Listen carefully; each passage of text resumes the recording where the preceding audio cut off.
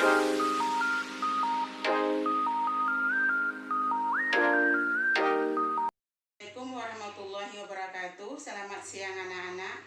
Pada hari ini kita masih tetap belajar tentang manusia, tempat, dan lingkungan dengan subtema kita potensi sumber daya alam.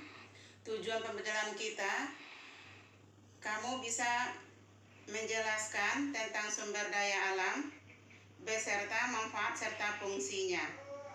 Sekarang timbul pertanyaan bagi kita, apa itu sumber daya alam? Sumber daya alam adalah segala sesuatu yang diciptakan Tuhan yang dimanfaatkan manusia baik secara langsung maupun tidak langsung. Nah, apa saja sumber daya alam? Yang pertama hutan, yang kedua air, yang ketiga tanah, yang keempat barang tambang, yang kelima udara. Nah, sekarang kita kelompokkan sumber daya alam. Yang pertama, berdasarkan pemulihannya kita bagi dua. Ada yang dapat diperbarui, yang kedua tidak dapat diperbarui. Yang kedua, berdasarkan materinya, pembentukan, ada satu anorganik, yang kedua organik. Berdasarkan habitatnya atau tempatnya kita bagi dua. Satu, terrestris, itu berarti sumber daya alam di daratan. Kemudian yang kedua, aquatis, itu sumber daya alam yang berada di perairan. Nah, sekarang kita lanjut. Yang pertama kita bahas tentang hutan. Satu, potensi sumber daya hutan. Hutan di Indonesia masih luas. Hasil hutan tidak hanya kayu saja. Hasil hutan kita bagi dua, ada kayu, ada non-kayu. Non-kayu contoh buah-buahan seperti durian, salak, jambu, kelapa. Yang kedua getah, karet, kemenyan, jelatung. Yang ketiga hasil hutan lainnya rempah-rempah, kayu manis, cengkeh, madu, kelapa sawit, jahe.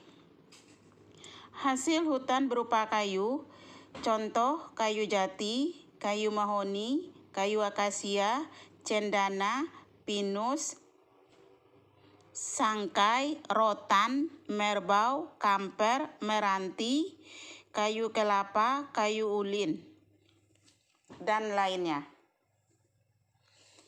Fungsi hutan. 1. Menyimpan air hujan. 2. Tempat hidup bagi flora dan fauna. 3. Mencegah terjadinya erosi atau pengikisan karena air hujan. 4. Menghasilkan oksigen dan menyerap karbon dioksida sehingga suhu bumi terkendali. 5. Sumber kehidupan bagi masyarakat. 2. Potensi sumber daya tambang.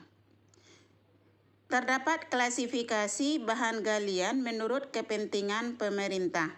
1. Golongan A, yaitu golongan bahan galian yang strategis. Artinya, bahan galian tersebut penting untuk pertahanan keamanan negara atau untuk menjamin perekonomian negara.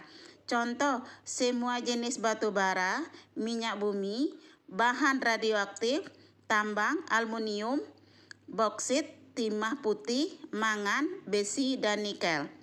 2. Golongan B, yaitu golongan galian yang vital, yang dapat menjamin hajat hidup orang banyak.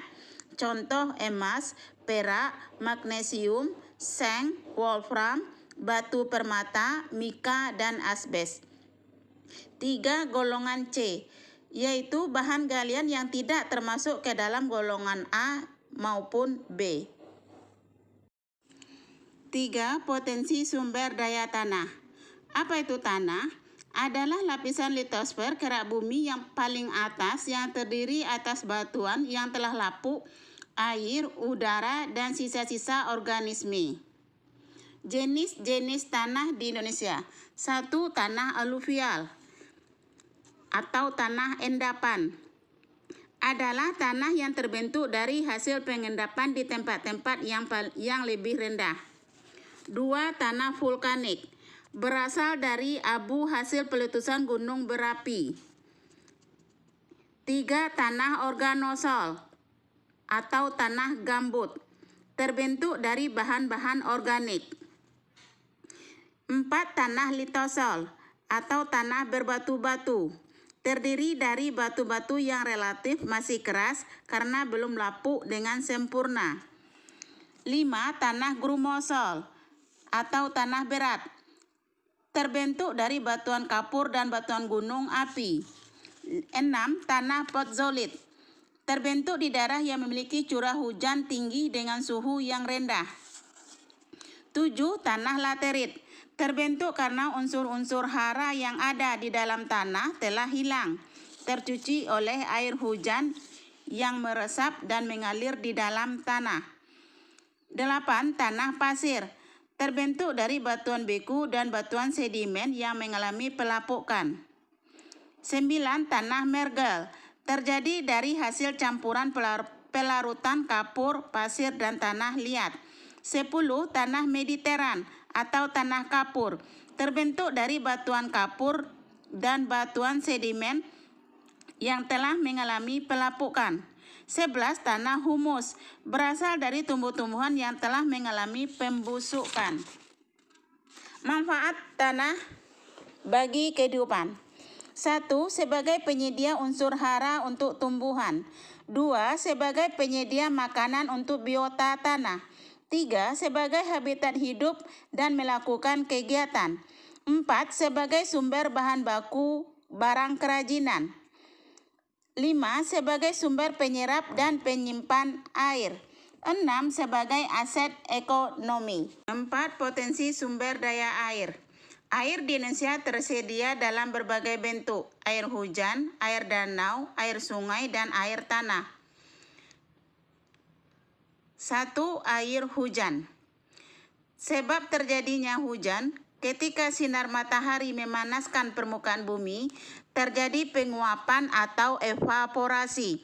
Dalam proses penguapan, air berubah wujud menjadi uap air. Uap air tersebut kemudian naik menjauhi permukaan bumi dan terjadilah proses kondensasi, yaitu perubahan uap air menjadi titik-titik air. Bersama dengan proses tersebut terbentuklah awan dan selanjutnya turun sebagai hujan. Siklus air kita bagi 3, ada siklus air pendek, sedang, dan panjang. 2. Sungai. Sungai di Indonesia dimanfaatkan 1. Persediaan air minum, pengairan, pembangkit tenaga listrik, pelayaran atau sarana transportasi, penghasil bahan tambang, rekreasi. 3. Danau. Danau adalah cekungan di daratan yang berisi air, baik dari air sungai, air bawah tanah, air hujan, maupun ketiganya. 4. Rawa-rawa adalah bagian daratan yang rendah yang tergenang oleh air dan relatif permanen, di mana permukaan daratan dengan permukaan air relatif rata. 5. Potensi sumber daya udara. Udara adalah campuran berbagai zat berwarna dan tidak berbau dan tidak ada rasanya yang memenuhi ruang bumi. Fungsi udara bagi kehidupan manusia dan makhluk hidup. Manusia dan hewan membutuhkan udara untuk bernafas. Tumbuhan membutuhkan udara untuk melakukan fotosintesis.